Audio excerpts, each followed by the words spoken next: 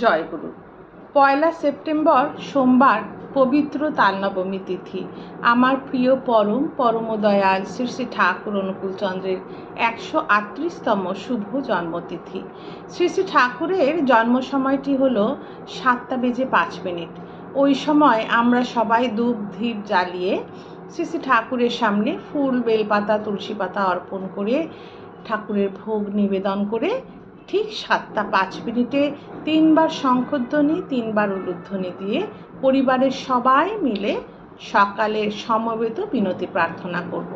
আবার সন্ধ্যার সময় বিনতি প্রার্থনার সময় হলে শ্রী শ্রী ঠাকুরকে সুন্দর রজনীগন্ধার মালা পরিয়ে পুষ্পাদি নিবেদন করে ভোগ নিবেদন করে শ্রী শ্রী ঠাকুরের সামনে 138টি বাতি জেলে সবাই মিলে পরিবারের প্রত্যেকে মিলে সমবেত বিনতি প্রার্থনা করব। এই তিথিতে, শুভ জন্মতিথিতে আমার মনে হয় একটু বিশেষভাবে যেন আমরা সবাই পালন করতে পারি। আমার খুব ইচ্ছা এই দিন থাকবো শুধু আমি আর আমার দয়াল, আমাদের মাঝে আর কেউ থাকবে না, মানে আমাদের চিন্তায়, আমাদের ভাবনায় যেন আর কেউ না থাকে।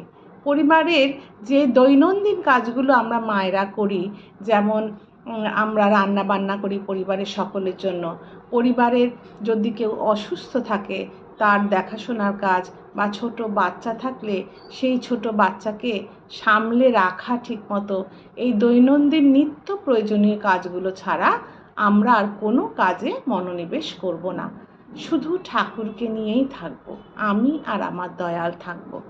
সারাদিন শ্রী শ্রী ঠাকুরের নাম করব, নামময় হয়ে থাকবো সারাদিন।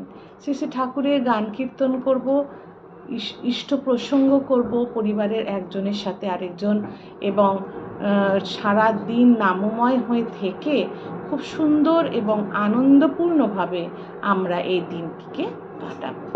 জয় গুরু।